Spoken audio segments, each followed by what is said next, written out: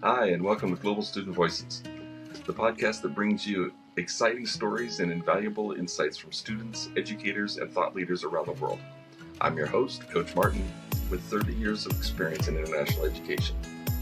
Join us each time when we navigate the exciting journey between international secondary school and university. Let's get started. Well, welcome to the show, and welcome, Rachel. I'm so glad to have you here. Tell us a little bit about yourself, Rachel. Yeah, it's great to be here, Scott. Thank you for having me. So I am the CEO and founder of a company called Gaia Scholastic, and I'm also the New York State lead for SubjectToClimate. And both of those organizations are really tasked with integrating climate education into the standards-based classroom across any content area. So that's what I do for a living, but it's also my passion as an individual. I really love nature, and I just want to help others connect to it. That's awesome. And I think it's so great. The idea of integrating everything through across curriculum, I think, is awesome. It's one of the things that really captured my attention when I learned about you and what you're doing. I visited your website, and it's really like people should just visit it because it's a really great website. Like, it's so simple and easy, and everything's right there. I'm super jealous. I sent it to my tech people. I'm like, we probably should redo our website because this is way better. But tell us a little bit just like how you interact with schools. Obviously, our primary audience is international schools, but it's true for all schools. Just kind of walk us through a little bit of how that interaction works. Yeah, well, first of all, thank you for the compliment on the website. It's definitely a passion, so I'm glad that it's really accessible. I work with schools in a variety of ways, and again, the bottom line is just to ensure that students get a nature connective learning experience no matter what class they're in or no matter how old they are. So sometimes working with schools based on the school needs, that means building curriculum for them that pre-aligns the standards teachers already need to address in their classroom with environmental concepts. Sometimes that means leading professional development for teachers across different content areas so they feel comfortable integrating environmental concepts themselves. Sometimes that means working with students and helping schools organize community events. That's a really big part of what I want to do with Gaia is build community around the spirit of conservation, because I think climate change can feel so debilitating sometimes that really leaning on each other and feeling like a part of something bigger can help everyone feel like they're doing something about it. And especially when that effort is led by students, it makes community members really want to get involved. So whatever it looks like, whatever a school wants it to look like, that's how I work with them. I try to be really flexible in that way. And I do a lot of fun work with international schools, actually, because they have students who represent so many cultures and ecosystems. It's definitely something to be celebrated. So I coach them on how to feel like representing global ecosystems as part of their. Yeah, that's awesome. And I love that you basically take the difficult and obnoxious work out of this process. Like, I think of every obstacle that we faced as a high school principal, and it was always issues around, well, how do we integrate it with our curriculum? You know, it's one more thing. How do we add something else? And this is actually not only, it is adding something else, like you get the added benefit, but it's without the added effort. Yeah. And then and then and then having integrated PD is so huge because obviously schools everywhere are looking for professional development options and are looking for ways to interconnect across disciplines. So it's like a win-win-win-win. So many wins. Rachel, this is awesome. Well, thank you so much. I got to this interdisciplinary concept by trial and error, ultimately because of what you're just describing. Teachers have so much on their plates. They're already needing to cut what is already expected of them to fit it reasonably into their classrooms. So they can't be tasked with implementing an additional thing. So how can we change what we're already doing to integrate these other concepts that students are thinking about, whether we're talking about it or not? Students are feeling the impact of climate change. So making content interdisciplinary not only alleviates that teacher burden, but it also ensures that students are experiencing this type of learning beyond just an elective science that they're already interested in. They could be experiencing it in social studies through a civics or a governmental or historical lens, or math anytime you're quantifying something in the real world, whether it's population trends of endangered species, or you're trying to build a habitat enclosure and you're using geometry for that. That's hitting math standards. And for ELA, anytime you're communicating issues to the public or reading environmental works or working with a group and trying to figure out different perspectives and how they can all align to this larger compromise. That's actually something I'm working on right now. So it's top of your head. That's awesome. But that hits those ELA standards. So it's a lot easier than you might think. And I help teachers really find those connections because everybody benefits. Yeah, thank you. I love it. Yeah, the thing I think about when I think about what you're doing is, if I have a house project and I don't really know what I'm doing, if I have the right tool, it's so much easier. It's like, well, that wasn't so bad.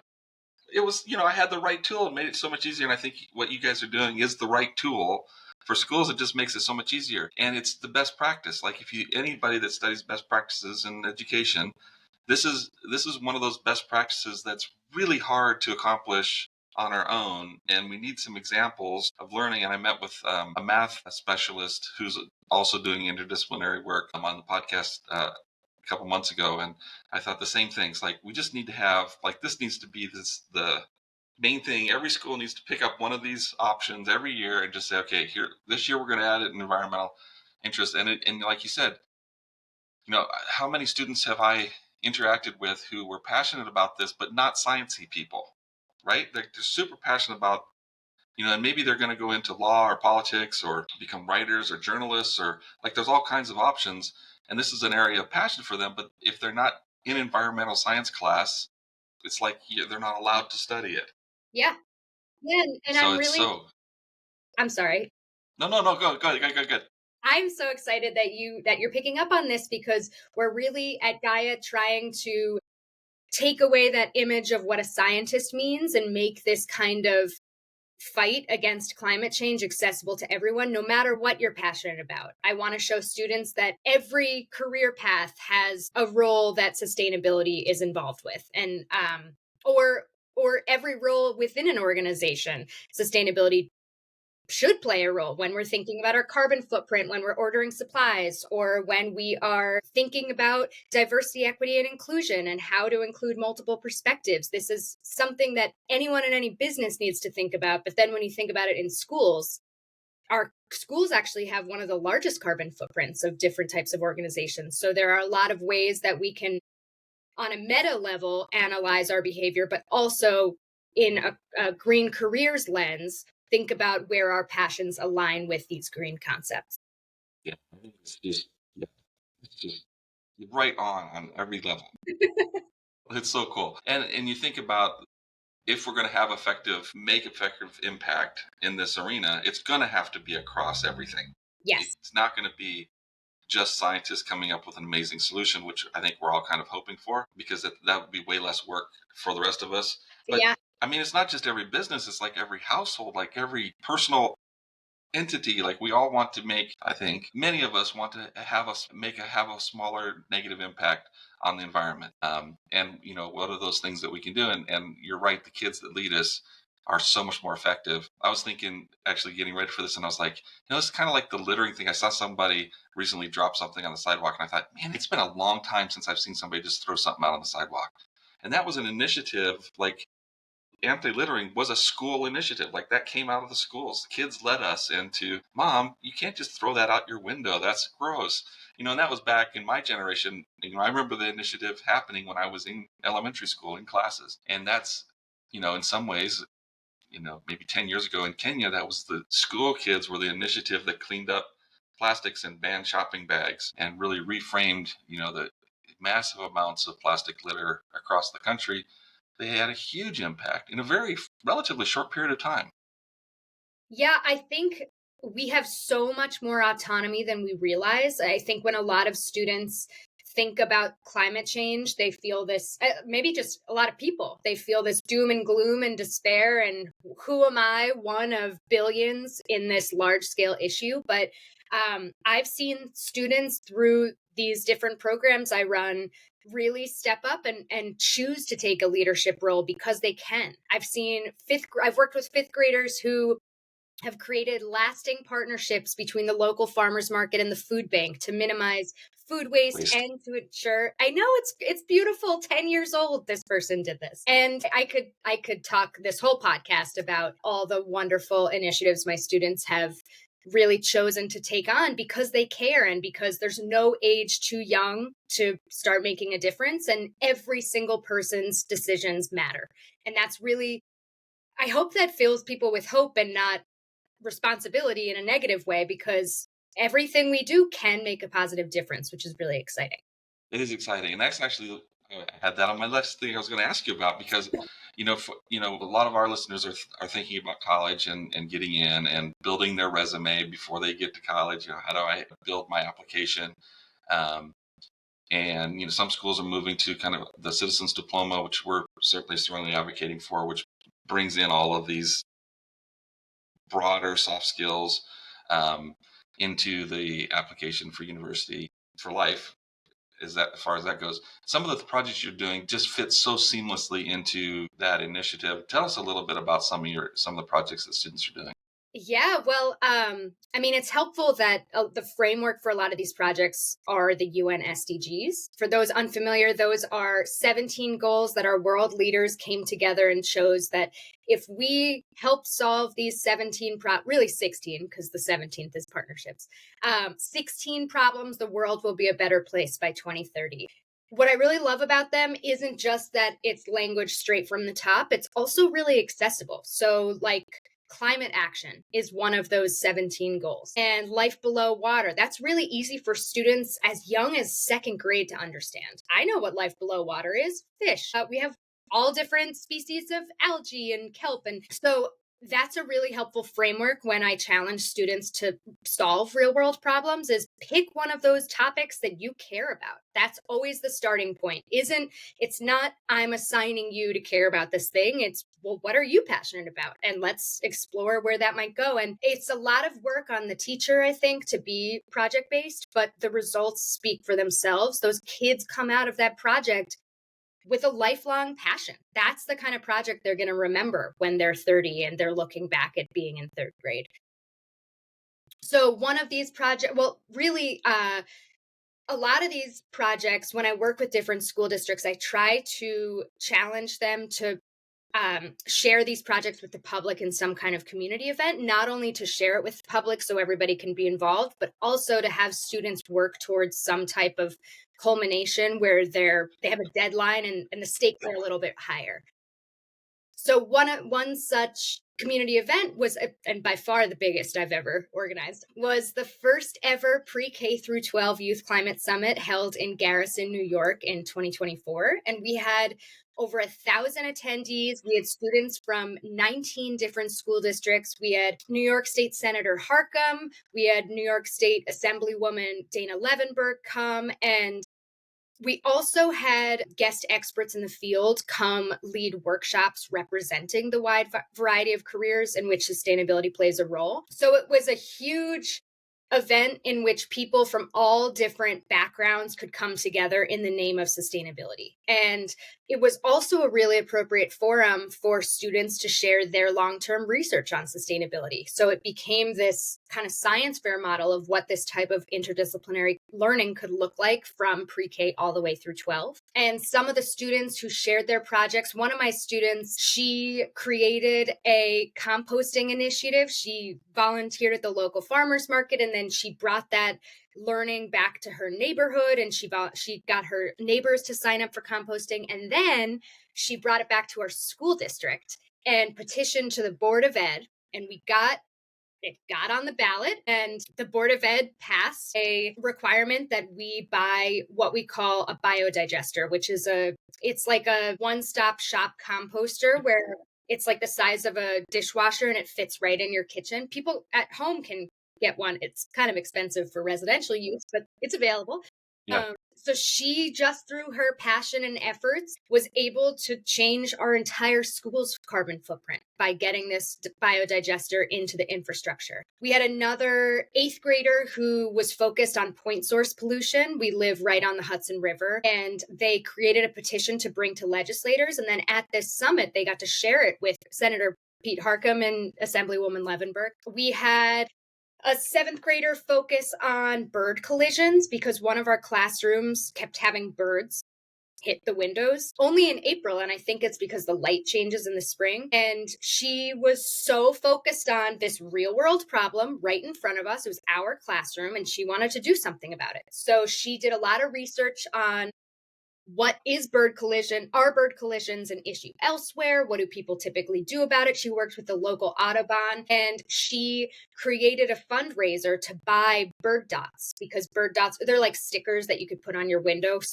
and they're in a wavelength of light that birds can see, because otherwise they're flying into it because they don't see the window. Right.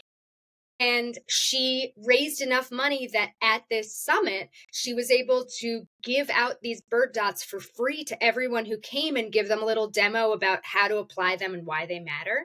Those are just some, I know it's incredible. And these kids are leading the charge. And it's just so beautiful to see someone care and someone do something about it and show others. All of these initiatives had education as a core component. Students were teaching everyone else about why this is important and how everyone can be a part of it. So that's just one example of this learning coming to fruition. The best part of my job is seeing those kids care and act. And I've seen it firsthand because of this type of interdisciplinary learning, where it's not just this isolated learning experience where they're wondering, what can I do about climate change? It's an active part of their learning. And so they're starting to notice and put these ideas together across disciplines, because that's how we think in the real world. We don't think in biology and then think in chemistry. We use both content knowledge areas to build a stronger synthesis of information. Anyway, so. No, it's exactly right. Yeah.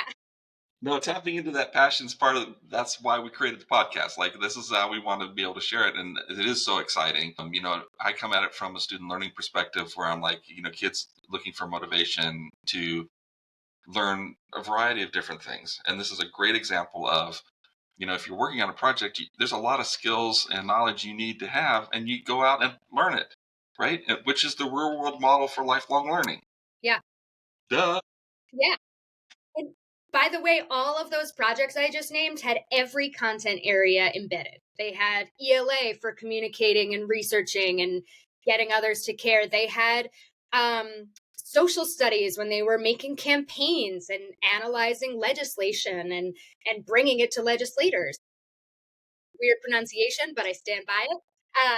They had math when they were thinking about how many bird dots to use and how to geometrically fit them on the windows. It's such a celebration of how to look. It's extraordinary. And just very quickly, my mind, just because of the way my mind works, I'm seeing like how many teachers were just created. You just inspired people who are now going to go into education or going to politics or going to various careers, and they're now motivated to get the skills they need to be successful, and they're going to be great at it because of a learning experience they had in school, which, as opposed to being whatever other motivations draw people into those fields. But I think it's just amazing. As I tie this into international schools that I work with, a lot of them are private. Actually, all of them are private. And so they're always addressing the recruiting of new students and inspiring families to pay premium dollars for students to attend their schools. And this, like, if you have this going on, you've got these projects, and these are stories that you get to tell, post on your website, social media, these events, you have people come together. Your school then is leading that charge. Obviously, it's going to be a huge win for you in terms of promotion and selling your institution. So it's just like, there's so many. I always like to think in win-win-win situations. This one has so many wins, it gets overwhelming. Hey there, GSV listeners. Before we dive back into our conversation, I wanted to take a moment to thank our incredible guests, the students, school officials, and thought leaders who inspire us with their stories and insights. As you're listening today, be thinking of ways that you can support the guests of this show. There are links in the descriptions with just some of the ways. I'm Coach Martin, your host and your partner in navigating the university journey. Whether you're exploring university options, preparing for admissions, or seeking support during your academic path, my books provide practical guidance and insights to empower your university success. Join me in individual coaching, group sessions, or courses designed to equip you for university life and beyond. I am from Brazil, but I attended an American school in Indonesia for my secondary education. So you know my situation was really confusing and really scary. Coach Martin really understands global students, and he loves helping us out. Again, thank you for listening. Explore the podcast description for links and resources and contacts discussed in today's episode. Visit www.theglobalstudentsolutions.com to learn more and embark on your journey toward university success. Now, let's return to our conversation. So, are there kind of like soft ways to begin to engage in this? Tell us a little bit about that. Definitely. My first go-to is nature journaling, because that's actually why I started Gaia Scholastic. I conducted research on so I moved to this school district that I've since left to pursue Gaia Scholastic full-time, but I moved there right in the heart of COVID. And as a teacher in the heart of COVID, I noticed that students' social emotional needs were really high, and that students' environmental needs were really high as a result of the climate crisis. And so when I first moved into this role, I was the director of environmental education for a public school district, which, by the way, I don't know of any other role like that still in 2025, where my whole goal was to take the standards-based learning happening in the classroom, put an environmental lens on it, put it back in the classroom, and co-teach with teachers so they felt comfortable becoming environmentally literate themselves. It alleviated that work on the teachers, and it meant that I got to interact with students. Selfishly, I love that. I love working with kids, but it also modeled to teachers how you can integrate what we consider to be a science learning into any content area. And when I first got there, I knew what I wanted kids to get out of it, but I didn't want to just push my agenda on everyone. So I conducted research on them, which originally was just because I was getting my master's, and I was like, oh, cool, I could use this for my master's program. But the results, they were so important that I ended up just publishing them in the Environmental Education Research Journal in October, because I wanted to shout them from the rooftops. These types of learning experience, here we have proof that they are working and kids are responding and they want this type of learning experience. Anyway, this nature journaling activity, it was pretty broad. It was rooted in a middle school ELA classroom, because there's a real gap in research specifically on middle school students. There's a lot on elementary for social emotional growth. There's a lot on high school for taking action, but middle school was kind of left behind. And I noticed that they were experiencing some pretty severe climate anxiety, eco anxiety. Mm-hmm. They were telling me, as the environmental teacher, that what's even the point? The world's going to end in 10 years anyway, or 20 years. And what can I do? They use some pretty depressing language. One of my students, and I think it's quoted in the paper, said, "There's nothing we can do for this dying, contaminated planet." I was like, oh my gosh, these students really need a direction. They need to turn their climate anxiety into climate action. And that's Gaia's slogan, is turning climate anxiety into climate action. Anyway, so this nature journaling activity is really broad intentionally, so it could fit in any type of classroom. It meets standards for ELA, art, math, science, social studies. And it's outside, so it could meet standards for PE too, if we really wanted to try. But the whole goal of nature journaling is to connect students with our natural world. And when I started doing this activity, I remember students feeling really uncomfortable. They asked me, they're so used to checking a box and playing the game in school and being on their screens, that just shutting off and being outside and all the questions were optional. So you could just sit there and be bored and look around, or you could choose to focus on that blade of grass in front of you. It really got students responding. And just by this one activity, there was no pre-teaching that went into it. They showed statistically significant improved moods, decreases in stress, and improved connections to self, others, and nature. Self was the emotional aspect, others was the social aspect, and nature was the environmental aspect. And students showed an increased understanding of human impact on the natural world. So this showed me Okay, no matter what type of learning that's interdisciplinary environmental ed that goes into your classroom, no matter what type of learning you choose, it needs to start with that nature connection, because that is a low stakes. It's something.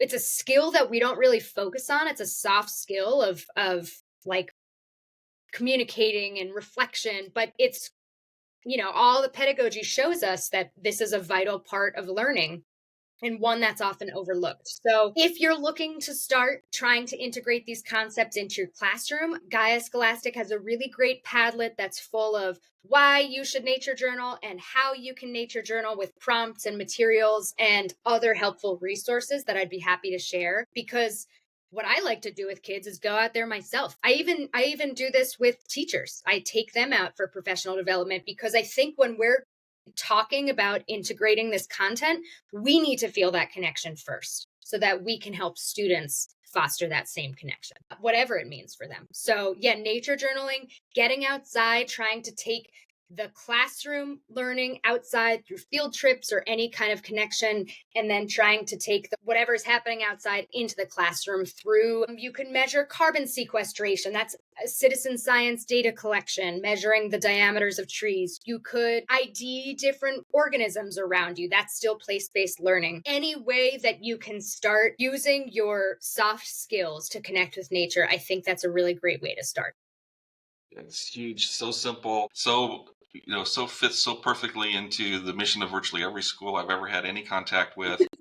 It's kind of a no-brainer. We'll have all the links in the description for this podcast and this video. This is just exactly right on in so many ways. I hope you know how important the work you're doing is, and how it's critical at this point. And you're doing it, I don't want to say perfectly, because I'm sure you could find some flaw in it, but man, it's really, really well done. And I think schools are just this is just a matter of getting the word out. And overwhelming, Rachel, with all of the inquiries and opportunities.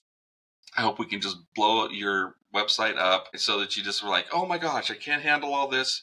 I have to hire a bunch of teachers out of these international schools. These are the schools. I think about this all the time. They're in such beautiful places. I visited a lot of international schools, and they're in such beautiful places, and these kids are all trapped in their classrooms and missing it. And then they're extremely motivated kids. And so they go from classroom to study groups to tutors back home, and they study on their own, and they're just inside, like you said, they're inside on their own. And you think about the level of depression and anxiety that this generation is facing. There's no wonder.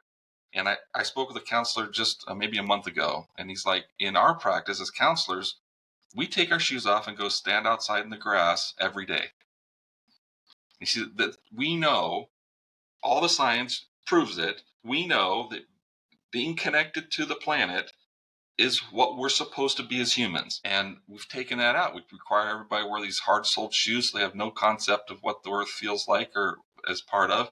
We lock everybody inside in lovely air-conditioned rooms, and they completely miss out, and we're robbing them of this opportunity. So this is all huge, huge, huge, huge. Any other big takeaway that you want to leave everybody with before we? Yeah, I just want to say there is I know this can be really intimidating to feel like there's something extra and maybe I'm not trained in environmental ed or climate ed. There is no step too small to get started in your classroom. And maybe it's nature journaling, maybe it's finding other resources available to you. So that's really where SubjectToClimate comes into play. I like to call it a free teachers pay teachers for climate education, but it is always 5 out of 5 stars. It is content made by educators, vetted by climate scientists, with concepts like climate justice and social emotional learning involved. And it's all free. K through 12, already built into the standards, interdisciplinary. And the reason I work for them is because SubjectToClimate just launched a New York specific hub back in August of 2024. And that is New York specific because it's specific to New York State ecosystems and standards. But there's also a core site that has content that's broad and really valuable for any kind of situation you're in, whether it's you want content on wildfires. or you want content on data collection from a stream, or how to teach about pollinators. It's really, I just so deeply believe in it. So there's no place too small to start. And there are so many resources available to you in this Padlet. I hope you start exploring and seeing what some of those resources are, because my goal is to just disseminate that information as best I can, so everybody feels like they have a chance to get started in their own classrooms, whatever it means to them. And for anybody who needs just a little bit of encouragement, the fact that you're now at the end of this podcast means you've already taken a step. You now know more than you knew before. You have a link, in the description. There'll be links to all the resources you talked about, the study, which I know is like, as a study nerd, that's super exciting to me to get to see, but also links to your website and links to all these resources. I think that's just huge. I hope this message gets out so broadly. We'll have you back on, I'm sure, to talk about the way that these new initiatives that have come out of all these international schools that listen to Global Student Voices and heard your message and connected. I'm very excited about this. Rachel, I'm so grateful to you for being on, and wish you nothing but the absolute best as your initiatives move forward. You're doing really, really important work. Thank you so much. And you too. I am so grateful that forums like this exist to put all these great pedagogy practices in one place and advocate for them in a setting where people will benefit from it. So thank you so much for having me. Yeah. Thank you, Rachel. And again, I wish you the best, and we'll enjoy the beautiful day. Yes, definitely. Thanks for tuning into Global Student Voices. We're committed to bringing you the best advice and to share stories from global students and educators. We need your help. Make sure you subscribe, share, rate, and review our podcast. Follow us on social media for more updates, and we'll see you next time. Until then, stay curious and keep exploring.